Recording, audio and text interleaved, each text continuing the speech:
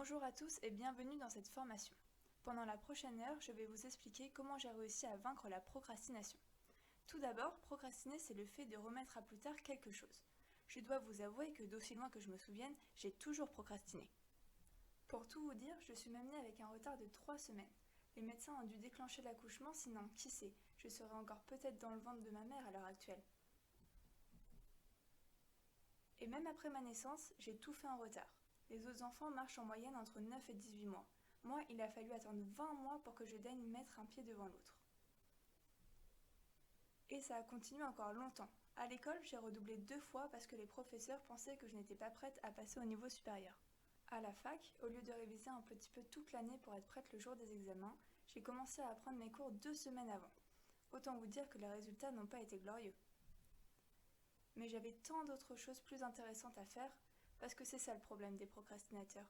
Nous ne sommes pas paresseux, ce n'est pas non plus que nous n'aimons pas travailler, c'est juste qu'il y a tellement d'autres choses si tentantes à faire, et il y a des millions de bonnes raisons de faire ces choses-là avant de faire ce qu'on est censé faire. Des millions de choses à faire plus importantes que remplir les fiches d'impôts, de faire le ménage, d'aller faire les courses, de faire la séance d'abdos quotidienne. Et je sais ce que l'on ressent lorsque l'on procrastine.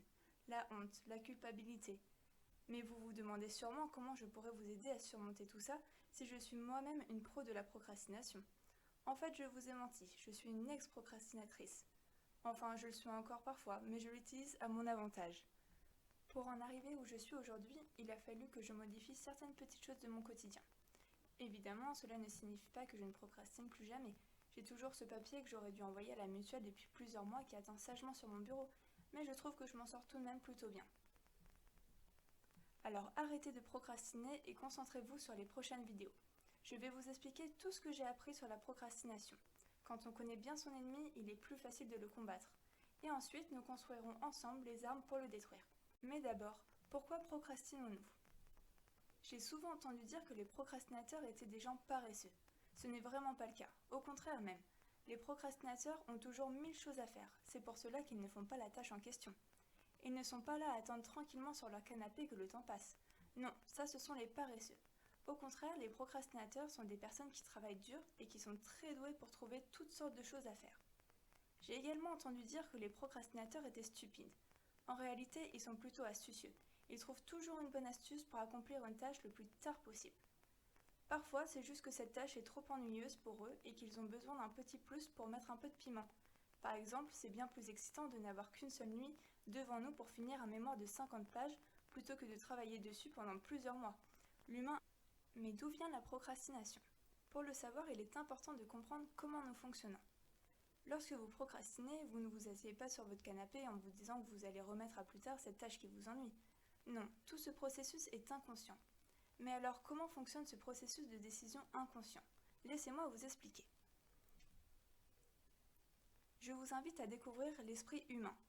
Vous voyez l'analogie de l'iceberg ? La partie visible hors de l'eau et la partie émergée que l'on ne voit pas ? Vous me direz que c'est un peu cliché, mais malheureusement je n'ai rien trouvé d'autre qui soit plus parlant.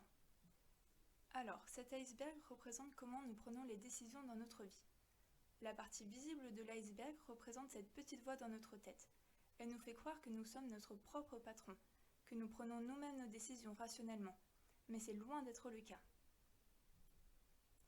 Et oui, nos décisions ne sont pas le résultat de notre moi conscient, de cette petite voix, mais de ce qui se trouve sous la surface, nos moteurs inconscients. Laissez-moi vous expliquer. Nous possédons 3 moteurs inconscients. Le premier est notre moteur génétique. Des millions d'années d'évolution ont inscrit dans notre ADN toute une série de stratégies de survie pour diminuer le risque d'être dévoré et de s'éteindre en tant qu'espèce. Toutes ces informations écrites dans votre ADN vous poussent à répondre à vos besoins physiologiques. Se nourrir, dormir, rester en sécurité. Mais ce n'est pas tout, il existe d'autres moteurs. Notre espèce n'est incomplète. Notre environnement, nos expériences vont influencer le développement de notre cerveau qui n'atteint sa maturité qu'à l'âge de 24 ans. Tout ce qu'il s'est passé dans nos vies est enregistré et influence nos préférences, notre personnalité, nos motivations. Et c'est tout cela qui nous dit quoi faire, comment nous comporter, quoi dire. Cela crée une feuille de route sur la façon de réagir au monde extérieur en fonction de nos expériences antérieures. Le troisième et dernier moteur est intimement lié aux deux autres. C'est l'environnement dans lequel nous nous trouvons, le contexte physique, social et physiologique. Pour le procrastinateur, il y a toujours une excuse parfaite dans son environnement pour remettre à plus tard ce qu'il doit faire. Ces 3 moteurs vont attribuer un ordre de valeur aux choses, aux personnes et aux situations. Et nos expériences antérieures nous ont appris que le fait de ne pas affronter les problèmes ne se termine généralement pas bien. Et c'est exactement à ce moment-là que notre petite voix intérieure apparaît et nous culpabilise. Nous sommes alors déchirés par la honte et la culpabilité car nous savons que nous devrions faire quelque chose, mais nous faisons autre chose à la place. Il existe plusieurs types de procrastinateurs. Le premier est lié au premier moteur, le moteur génétique. Comme nous l'avons vu, l'un de nos instincts primaires est de rester en sécurité. Et la meilleure stratégie pour rester en sécurité, c'est tout simplement d'éviter le danger. Et les dangers sont nombreux pour notre cerveau. Il y a 100 000 ans, le danger était un mammouth affamé. Aujourd'hui, le danger peut être un simple appel téléphonique que nous devrions passer par exemple. Nous savons même avant de le faire que cet appel sera désagréable et donc notre cerveau l'associe au danger. Cette activité dite dangereuse pour notre cerveau va alors être classée comme une activité à éviter. Et voilà notre premier type de procrastinateur, un évitant. Lorsque l'on se trouve face à un danger, il y a 3 réactions possibles. Soit nous fuyons, soit nous combattons, soit nous nous figeons. Nous arrêtons de bouger comme un cerf pris dans les phares. Cette réaction représente le deuxième type de procrastinateur, les freezers. Quelle que soit la tâche considérée comme une menace, le procrastinateur réagit en s'arrêtant d'agir. C'est une réaction au stress. Le troisième type de procrastination est également lié à notre moteur génétique. Les études n'ont pas prouvé que la procrastination était héréditaire. En revanche, notre personnalité fait partie de nos gènes, ainsi que notre motivation. Certaines activités nous attirent et nous rendent joyeux plus que d'autres, et d'autres au contraire nous coûtent de l'énergie et ne nous motivent absolument pas. C'est le troisième type de procrastinateur, les démotivés. Ils ne feront pas une activité parce qu'ils n'aiment pas la faire tout simplement. Il faudra absolument une impulsion extérieure pour y parvenir, telle qu'une date limite ou une récompense. Maintenant, nous nous déplaçons vers notre second moteur inconscient, nos expériences antérieures. Certes, comme je vous l'ai déjà dit, la procrastination n'est pas héréditaire, mais nos gènes ne sont pas les seuls moyens par lesquels nos parents nous transmettent des choses. Selon des études, il existe un lien clair entre les parents autoritaires et les enfants procrastinateurs. Apparemment, un excès d'autorité empêcherait les enfants de développer la capacité de s'autoréguler, puisqu'on leur dit chaque fois ce qu'ils doivent faire ou non. Donc, à terme, ces enfants n'ont pas l'opportunité d'intérioriser leurs propres intentions et d'apprendre à les mettre en pratique. Dans ces circonstances, ils n'ont pas beaucoup d'options, et la procrastination peut devenir une forme de rébellion passive et agressive. Procrastiner devient alors une habitude difficile à changer. Autre façon dont un enfant ayant reçu une éducation autoritaire peut se révéler est qu'il a une faible estime de soi. Pour ces procrastinateurs, le problème est qu'ils ne se croient pas capables d'accomplir la tâche à accomplir. Quand les parents sont trop stricts, ne fais pas ci, ne fais pas ça, demande-moi d'abord la permission. Le message qu'ils envoient, celui que le cerveau de l'enfant interprète, est « tu n'es pas capable de faire ces choses par toi-même ». Et à force d'entendre ça pendant des années, le cerveau de l'enfant va être câblé pour ne pas prendre d'initiative car il ne saura pas par où commencer ou comment faire par lui-même. Les perfectionnistes font également partie du deuxième conducteur inconscient. Malheureusement, le perfectionnisme n'entraîne pas toujours la perfection. Le perfectionniste veut que quelque chose soit parfait et n'est jamais satisfait du résultat final, et par conséquent repousse toujours les échéances afin d'améliorer son travail.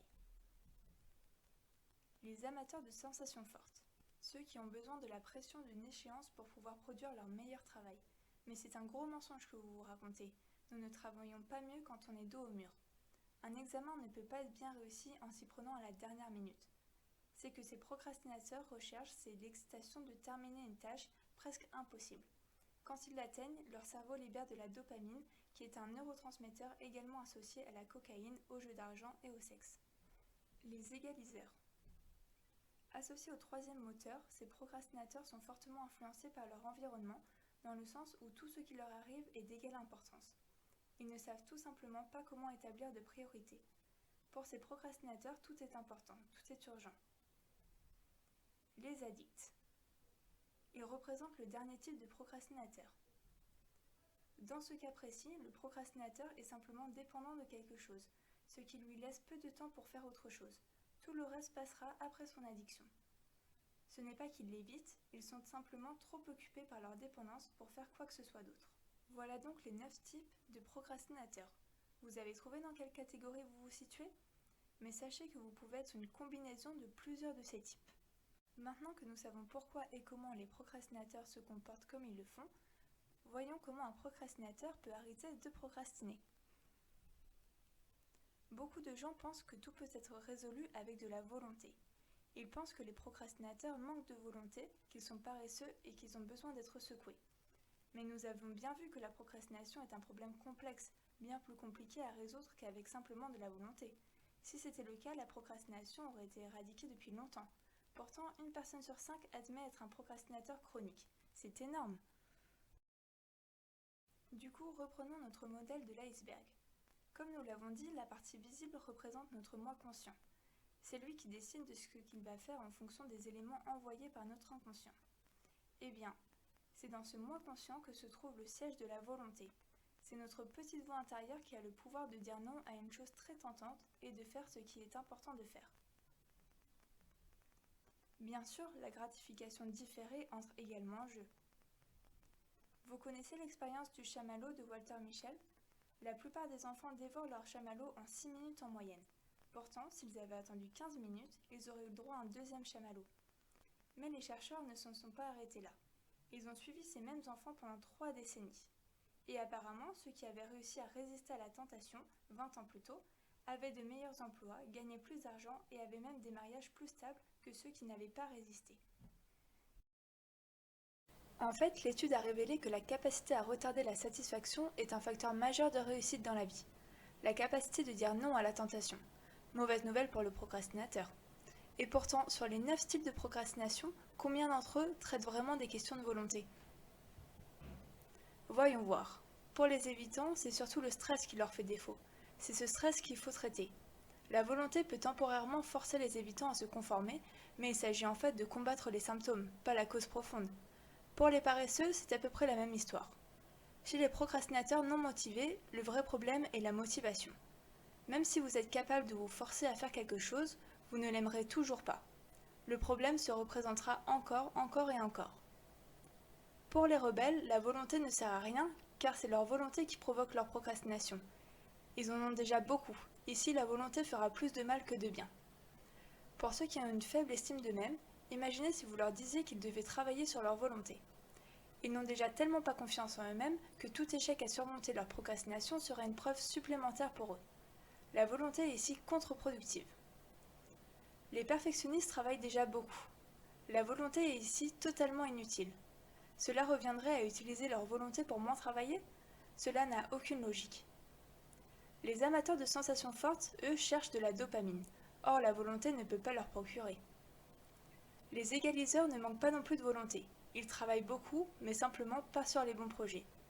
Ils ont besoin d'outils, pas de volonté. Et enfin, les dépendants. La dépendance est essentiellement une surcompensation de quelque chose qui manque dans leur vie. Encore une fois, la volonté ne s'attaque pas à la cause profonde. Elle ne fait que créer davantage de frustration et de besoin de surcompensation. Du coup, vous voyez bien, pas un seul des 9 types de procrastination n'a de problème de volonté. Dans certains cas, la volonté peut avoir un effet, mais il s'agit surtout de combattre des symptômes plutôt que des causes profondes. Ce n'est pas la volonté qui est plus faible, c'est la tentation qui est tout simplement écrasante. Les non-procrastinateurs n'ont pas plus de volonté que les procrastinateurs, ils sont juste moins tentés que les procrastinateurs. Je me rappelle enfant, quand je déjeunais chez ma grand-mère, à la fin du repas, elle me proposait toujours une grosse part du gâteau au chocolat. La plupart du temps, mon estomac était plein. Vous savez comment c'est quand on déjeune chez nos grands-mères. Donc je disais non merci. Et elle réagissait toujours avec admiration pour ma volonté. Mais la vérité, c'est que pour moi, ça ne comptait rien de refuser, parce que je n'en voulais simplement pas. Ce n'était pas une question de volonté. Ces enfants qui avaient refusé le chamallow n'avaient pas plus de volonté que les autres enfants, ils en voulaient juste moins. Donc, si nous ne procrastinons pas, ça veut dire que nous sommes moins tentés par des choses. Alors pourquoi certains d'entre nous sont plus tentés et d'autres moins ? Rappelez-vous de l'iceberg. Nous avons 3 moteurs inconscients, la génétique, l'expérience antérieure et notre environnement immédiat. Pour rester dans l'exemple de ma grand-mère, pour la génétique, certaines personnes aiment simplement les sucreries plus que d'autres. Pour l'expérience antérieure, ma grand-mère avait câblé son cerveau toute sa vie pour qu'il mange des desserts, tandis que moi, je commençais tout juste à vivre. Je commençais tout juste dans la vie et nous n'avions généralement pas de dessert à la maison. Enfin, et surtout, notre environnement. enlever la disponibilité des sucreries et ma petite fille ne mangera pas de sucreries non plus. C'est aussi ça. Alors vraiment, il faut arrêter de blâmer et d'humilier les procrastinateurs avec cette histoire de volonté, parce que c'est faux. Mais du coup, si la volonté n'est pas la réponse, quelle est-elle? Vous voulez savoir comment je me suis battue contre la procrastination? Eh bien, en fait, il n'y a pas eu de combat. C'est juste arrivé comme ça. Lorsque j'ai quitté mon dernier emploi, j'ai vite compris que je voulais créer ma propre société de conseil. Pendant 6 mois, je n'ai rien gagné, pas un seul centime. Et pourtant, j'adorais ça. Il n'y avait aucune récompense extérieure, juste une grande joie éprouvée. Et c'était bien plus amusant que de procrastiner. C'est là que j'ai compris que la motivation était la solution, et non la volonté. Je n'utilisais aucune volonté pour travailler comme une folle. J'aimais juste ce que je faisais, c'est tout. En fait, je n'ai même pas l'impression de travailler. C'est amusant, donc j'obtiens ma dopamine nécessaire. Et j'ai développé de bonnes habitudes qui m'ont aidé à tenir la route. En fait, tout est une question de routine, de développer des habitudes saines. Une fois que nous sommes habitués à quelque chose, cela devient naturel. Par exemple, j'ai toujours eu extrêmement de mal à sortir de mon lit. Peu importe le nombre d'heures de sommeil, je sortais du lit comme un zombie. Et pourtant, il y a 5 ans, ma fille est née. On se reléguait avec mon mari pour s'occuper d'elle une nuit sur deux. Il a donc fallu que je me lève dès qu'elle avait faim, dès qu'elle avait fait un cauchemar, dès qu'elle avait perdu sa tétine, enfin une bonne dizaine de fois par nuit. C'était comme vivre avec un décalage horaire constant. Bref, après 5 ans de ce rythme, aujourd'hui quand je me réveille, je sors directement du lit. Cela ne me coûte pas de volonté, je m'y suis simplement habituée. Je ne suis même plus tentée de rester au lit. Je sors simplement du lit et je commence ma journée. Cela ne serait jamais arrivé dans le passé, mais c'est aussi parce que j'attends chaque jour avec impatience. La solution est donc la motivation. Voyons donc les différentes stratégies que nous pouvons utiliser pour sortir doucement de la procrastination au lieu de livrer une bataille de volonté contre nous-mêmes.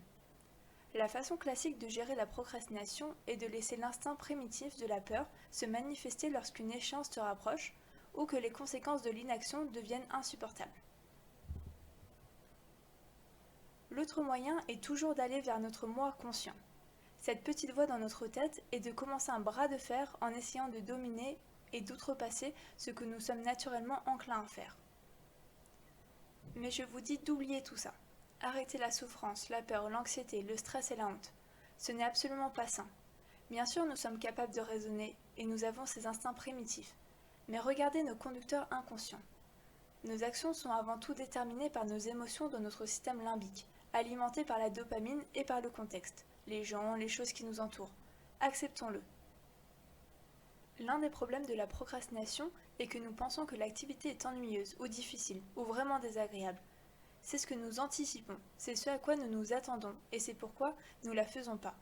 Maintenant, au lieu de penser à l'horreur de l'activité, commencez à la regarder du bon côté. Changez votre perspective. Essayez de trouver des aspects positifs à cette activité. Vous n'avez pas besoin de vous mentir, concentrez-vous simplement sur les bonnes choses et chaque fois que vous pensez à l'activité, forcez-vous à penser à ces aspects positifs. Puis, pendant que vous faites l'activité, soyez attentif à l'impact positif de ces éléments. L'objectif ici est de changer votre façon de voir l'activité et, avec le temps, de commencer à l'apprécier.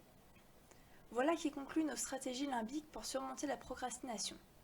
Nous avons la visualisation, la gamification, faire des listes, regrouper les motivations et toujours regarder le bon côté de la vie. Maintenant que nous savons comment notre cerveau fonctionne, utilisons-le à notre avantage. Nous allons alors ériger une liste de stratégies, dont la plupart que j'utilise moi-même pour surmonter la procrastination. Il existe plusieurs moyens de vous faire aimer une activité. Vous vous rappelez comment fonctionne notre expérience antérieure? Nous évitons ce que nous n'aimons pas ou ce qui nous ennuie, et nous cherchons à répéter ce que nous aimons. L'ingrédient magique, c'est la dopamine. Il faudra avoir envie de faire quelque chose. Je vous propose un petit exercice de méditation. Prenez une activité que vous remettez généralement à plus tard. Maintenant, visualisez-vous en train de la faire au lieu de la détester. Visualisez-vous en train de l'apprécier. Vous vous amusez en la faisant. Rendez cela aussi agréable que possible. Ressentez les émotions de positivité profonde. Voyez comment vous vous amusez. Enfin, visualisez-vous en train de terminer la tâche et ressentez la satisfaction à la fin. Chaque expérience agréable que nous vivons nous fait libérer de la dopamine et nous donne de la motivation. Les jeux, en particulier les jeux vidéo, ont maîtrisé ce processus de libération de dopamine et sont capables de nous accrocher à notre écran. Un excellent moyen de vous faire avancer et même de vous donner envie d'en faire plus est de gamifier cette activité. Organisez une tâche comme dans un jeu vidéo. Créez des niveaux que vous devez passer, transformez les choses que vous détestez le plus en monstres que vous devez battre. Ça semble déjà bien plus amusant, non ? Mais ne vous inquiétez pas, si vous n'aimez pas les jeux vidéo, vous n'êtes pas obligé de vous transformer en Super Mario Bros. Il existe une autre stratégie plus simple, faire des listes, les to-do listes. Divisez vos tâches en plein de morceaux et chaque fois que vous en faites un, cochez-le. Et à chaque fois que vous cochez une tâche, cela vous procure de la dopamine. En plus de cela, la tâche vous paraîtra moins intimidante et probablement même plus facile puisque vous les avez divisées en petites tâches. Sinon, vous pouvez faire un package de motivation. Si vous n'aimez pas ce que vous devez faire, faites-le en même temps que quelque chose que vous aimez. Par exemple, si vous aimez la musique et que votre activité le permet, écoutez votre musique préférée pendant que vous travaillez. Si vous aimez le sport, essayez de transformer votre activité en une séance d'entraînement. Associez une activité que vous remettez à plus tard à une activité que vous aimez vraiment. Ainsi, la joie et l'énergie positive de faire la seconde rayonnera sur la première. Et maintenant, passons aux stratégies environnementales. L'homme est fortement influencé par tout ce qui l'entoure, à commencer par les autres personnes. La psychologie positive a démontré que c'est la qualité de nos contacts sociaux qui nous rendra heureux ou non dans la vie. Dans l'histoire de l'humanité, très peu de réalisations ont été l'œuvre d'une seule personne. L'idée initiale peut venir d'un seul esprit, mais l'exécution est presque toujours un travail d'équipe. Alors faites équipe, invitez des amis ou des collègues à faire l'activité que vous remettez souvent à plus tard et faites-la ensemble. Non seulement c'est plus amusant et plus gratifiant, et vous aurez terminé en 2 fois moins de temps. Il est également important d'avoir un proche capable de nous remonter le moral et qui peut nous donner un peu de motivation pour avancer dans notre vie. Ce copain doit être donc disponible à chaque fois que vous avez un moment difficile, mais aussi pour fêter chaque fois que vous avez fini une tâche que vous aviez remise à plus tard. Il paraît que nous sommes la moyenne des 5 personnes avec lesquelles nous passons le plus de temps. Bien qu'il n'y ait aucune preuve scientifique derrière cette phrase, elle est très vraie. Notre environnement social a un impact énorme sur notre comportement. Nous avons inconsciemment tendance à nous conformer aux normes et aux comportements de groupe. Donc oui, si vous êtes entouré de procrastinateurs, vous serez plus susceptible de procrastiner vous-même. De même, si vous vous entourez de personnes qui agissent, vous serez plus enclin à agir vous-même. Nous avons parlé des personnes qui nous entourent, mais il y a aussi tout l'environnement qu'il est important de ranger afin d'éviter la tentation. Par exemple, si votre console est une source de tentation trop forte, confiez-la à l'un de vos amis, qui ne vous autorisera à la récupérer qu'une fois la tâche accomplie. Adoptez une politique de bureau propre. Débarrassez-vous de votre télévision, bloquez les notifications sur votre téléphone. Faites des blocs d'environ 40 minutes de travail acharné, puis faites une pause de 10 minutes pour consulter vos messages ou simplement faire une promenade pour prendre l'air, puis continuez. Dès que vous détectez des schémas répétitifs dans votre procrastination, des choses ou des activités qui vont déclencher votre procrastination, cela signifie qu'il est temps de sortir de ce schéma et une excellente façon de le faire est de changer d'environnement. Si vous travaillez toujours à votre bureau, essayez la table de la cuisine, utilisez une salle de réunion, sortez simplement de votre habitude. En changeant notre environnement, notre cerveau remarque le changement et il est plus alerte et se réajuste. Ainsi, voilà le récapitulatif des différentes stratégies pour arrêter de procrastiner. Faites équipe, utilisez un binôme, entourez-vous de gens qui agissent, débarrassez-vous de la tentation. Il existe une dernière méthode. Il faut réussir à déjouer cette petite voix dans votre tête. Par exemple, si vous avez une dissertation à écrire, cette petite voix vous dit sûrement « je ne veux pas le faire ». Vous pouvez lui répondre « ne t'inquiète pas, j'écris juste la première phrase ». Puis vous en écrivez une deuxième, puis une troisième. Et vous verrez, le procrastinateur intérieur s'arrête car vous êtes trop occupé à faire la tâche sur laquelle vous vous concentrez. Ça semble fou mais ça marche. Je l'ai fait des millions de fois. C'est le pouvoir des mots. Les mots que nous entendons, mais aussi les mots que nous utilisons nous-mêmes, finissent par façonner notre façon de penser et donc notre comportement. De plus, lorsque vous avez quelque chose à faire, ne dites pas « je devrais le faire ». Dites « je suis en train de le faire maintenant ». L'action est bien plus motivée, le cerveau est déjà en train de faire l'action et le corps suivra automatiquement. Vous pouvez également nommer votre procrastination, l'appeler Bob si vous le souhaitez. Ainsi, elle sera une entité différente de vous-même et vous pourrez plus facilement la chasser. Vous pourrez aussi rejeter toute la faute sur Bob et ainsi déculpabiliser. Voilà, c'est ainsi que nous concluons nos astuces mentales pour vaincre la procrastination. Nous arrivons à la fin de notre échange sur la procrastination. J'espère que ces 30 minutes n'ont pas été trop longues et que vous avez appris plein de choses intéressantes. Vous connaissez désormais les différents moteurs inconscients qui influencent votre prise de décision. Vous savez que votre petite voix dans votre tête provient du moteur conscient, mais que finalement c'est tout un processus inconscient qui vous dicte votre comportement selon vos expériences antérieures, votre environnement et votre génétique. Vous connaissez également les 9 types de procrastinateurs. L'évitant, qui fait tout pour fuir le danger tel qu'il soit. Le freezer, qui reste inerte devant le danger. Le démotivé, qui refuse de faire une activité parce qu'il ne l'aime pas tout simplement. Celui qui n'a pas confiance en lui et qui a donc peur de se lancer. Le rebelle, qui utilise la procrastination comme une lutte contre autrui. Le perfectionniste, qui n'est jamais satisfait de son travail. L'amateur de sensations fortes pour qui la tâche est bien trop ennuyante. L'égaliseur, qui ne sait pas prioriser les choses à faire. Et l'addict, qui est trop occupé avec son addiction et qui n'a pas le temps de faire autre chose. Vous pouvez également repérer quel est votre type de procrastination parmi les 9 différents, et vous savez maintenant que la principale cause est le manque de motivation, et non la volonté. Cela m'a amené à partager avec vous plusieurs stratégies, celles qui permettent d'augmenter notre quantité de dopamine. Par exemple, imaginez la tâche comme un défi, une mission à accomplir. D'autres stratégies concernant les personnes qui vous entourent. N'oubliez pas, notre entourage nous influence, que ce soit dans le positif ou dans le négatif. Et puis l'environnement. Faites en sorte de supprimer toutes les tentations qui vous entourent. Et la bonne nouvelle est que j'ai encore une stratégie. Je vais vous partager une dernière stratégie, et pas des moindres. Il est primordial de trouver un but, un sens à votre vie. Commencez et terminez votre journée avec cette vision. Elle sera votre carburant qui fera avancer le moteur. La raison pour laquelle vous sortiez du lit le matin, la force de faire ce qu'il faut pour que les choses se produisent. Quelque chose de si grand, si beau, si séduisant qu'il représente le monde pour vous. Quelque chose qui vous remplit de joie.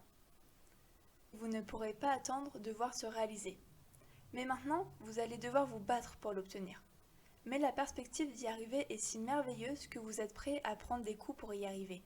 C'est votre Saint Graal, votre terre promise. Qu'est-ce qui pourrait bouleverser votre monde? Maintenant, pensez-y.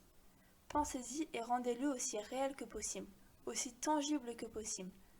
Je veux que vous soyez capable de vous projeter dans cet état futur, quel qu'il soit.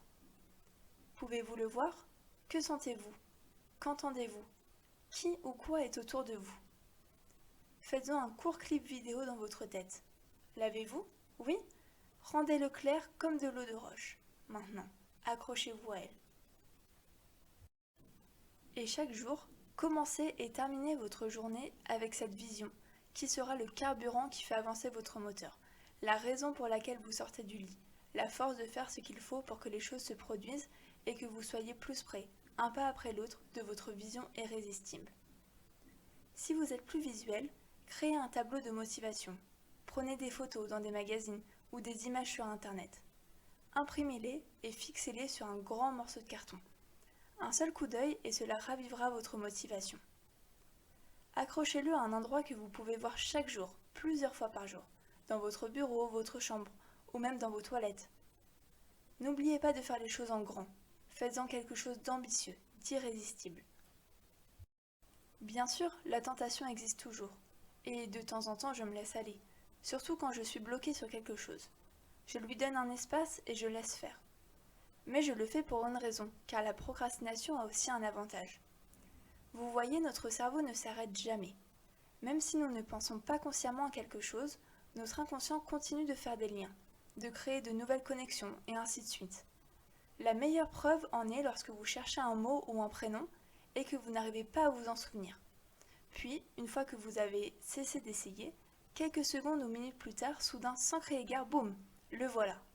Votre moi conscient a arrêté de travailler dessus, mais votre moi inconscient travaillait toujours à récupérer l'information. La procrastination est l'occasion parfaite pour notre moi inconscient de faire avancer certains projets, de trouver l'inspiration, de créer des liens sans que nous ayons à faire le travail difficile. Une procrastination bien mesurée devrait faire partie de tout processus de production. Elle permet d'être plus créatif et de trouver des solutions. Une fois que vous aurez compris cela, vous ne regarderez plus jamais la procrastination de la même manière. Et voilà, notre cours d'aujourd'hui est terminé. J'espère que cela vous a plu. J'ai été heureuse de partager mes différentes stratégies avec vous. En seulement 30 minutes, je vous ai appris ce que d'autres peuvent vous dire pendant plusieurs heures. Je vous remercie de m'avoir écouté et à bientôt pour d'autres formations.